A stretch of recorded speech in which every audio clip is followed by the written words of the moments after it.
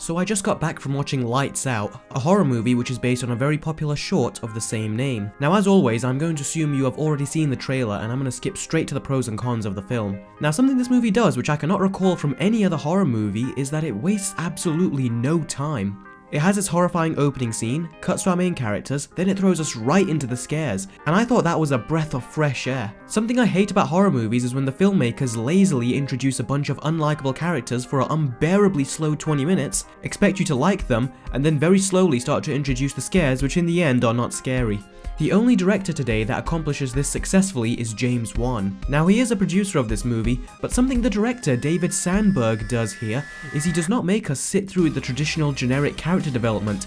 He throws them into the horror scenario and develops them as the film goes on. As a result, you get a movie that has automatically nailed its pacing. The characters go through the scares, they do their investigation, they go through near-death experiences, and then come to the climax. And it was an awesome climax too. Other horror movies could learn a valuable lesson from this, but unfortunately, we know it's not gonna happen. Now let's talk about the scares. Seeing as this is a low-budget film, all of them had to be done in camera. And I think that was the best possible way they could have made a film like this.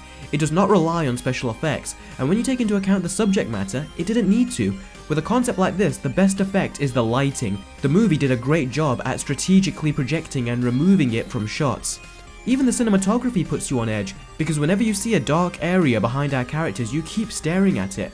And other times, they are just looking at a dark closet or slightly open door, and the shot just focuses on the darkness, and you know something is looking at them. This is also an area which has James Wan's fingerprints written all over it. These techniques are very reminiscent of scenes from previous films he has directed, such as Insidious, The Conjuring, and I gotta say, it really works here and does not come off as a poor imitation. Another department which is heavily inspired from James Wan is the sound design. The accompanying music and sound effects were so effective and made the movie a lot more intense. Because let's face it, if you watch this without sound, it's not scary. But if you turn the sound back on,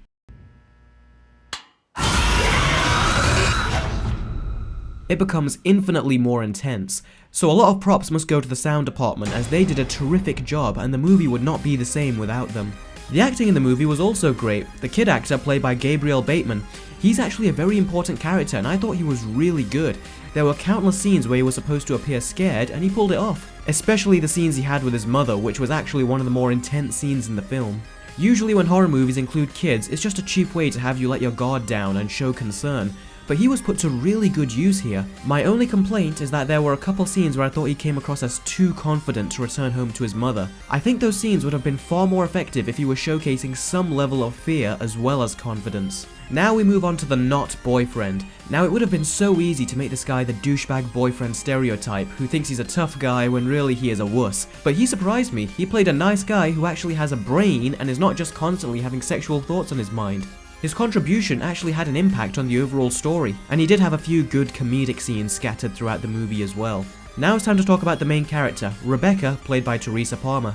In her first scene where she was introduced, I thought her social characteristics were questionable. As the movie went on though, and she started to get more involved with her younger brother, she became a much nicer character and it was a lot of fun to watch these two get along. Later on, you also start to find out about some of her backstory and it's very interesting. I just wish it went on a little longer. When she starts to have encounters with the ghosts though, that's where her acting chops start to shine.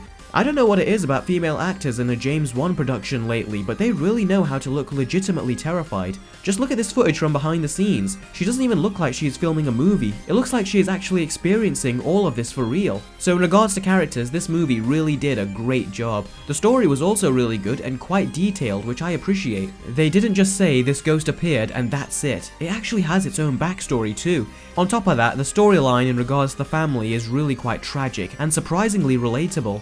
Okay, now it's time to talk about some of the bad aspects of this movie. Firstly, the concept of having the ghost appear out of any dark area was a good one, and the movie takes advantage of it in many creative ways, but there were many times where characters thought they were in the clear when really they should have been vulnerable. For example, the scenes where they were in bed.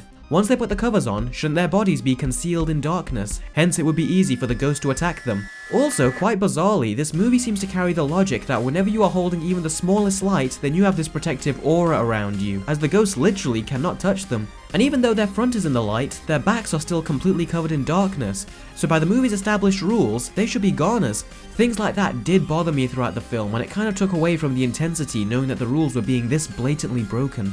And my final complaint is something that doesn't add up. The ghost clearly shows that it's okay with herself, the mum, and the child. So if that's the case, then why the hell does it keep harassing the kid? The ghost actually starts this whole mess for itself because it decided to randomly pick on the kid one day. That made no sense to me. Other than that, I thoroughly enjoyed this film. How David Sandberg managed to take a random horror character from a 3-minute short and come up with a backstory like this is beyond me. Also, if you have watched his horror shorts, you will notice he references quite a few of them throughout the movie. It does have its problems, so I cannot give it a perfect score. That being said, the stuff it gets right is really impressive, and it brings originality to a genre that I thought had none left to offer. So I am proud to award Lights Out an 8 out of 10. For a director to get that score from me on his first feature-length film is no easy feat. This is a movie you will definitely want to see in theaters to get the full impact, despite its shorter runtime. Now I just want to quickly cover that. This movie is only an hour and 20 minutes long, and I personally don't watch movies that are this length in theaters, as I think the admission price is too high for such a short length. However, the fact that the movie cut out the monotonous 10 to 15 minutes of dedicated character development to get straight into the scares and meat of the movie was a refreshing change in my opinion, and I did feel like I got my money's worth. Alright, so David Sandberg, you are now on my radar. I'm already convinced that you can do a great job directing horror with your various shorts and now this movie on your resume. But your next challenge is one I personally view as impossible. Annabelle 2. I saw the first Annabelle because my younger brother wanted me to see it with him, and to this day, I still haven't forgiven him. I gave that movie a 2 out of 10. I'm aware that shooting has wrapped, but if you can make a legitimately good horror film out of it, then you will be on my list of favourite horror directors, which currently only consists of James Wan, because that's how much of a lost art form horror films have become. Also, please, don't become like many other modern horror directors whose sole purpose of making horror movies is to get money from less educated teenage audiences. I, for one, do not fall for that, as I do appreciate the art of filmmaking, and I only support horror films in theatres for directors that are passionate about delivering a good product in the end. Regardless, I wish you the best of luck. A big thanks must go to Southside and Alex for being my first 2 Patreon supporters at the time of making this video. If you want more early film reviews, a shout out, plus early access to my movie reviews, then feel free to donate to me via Patreon or PayPal. Links to all of them are below. Thank you so much for your support guys, and I'll catch all of you next time. Take care.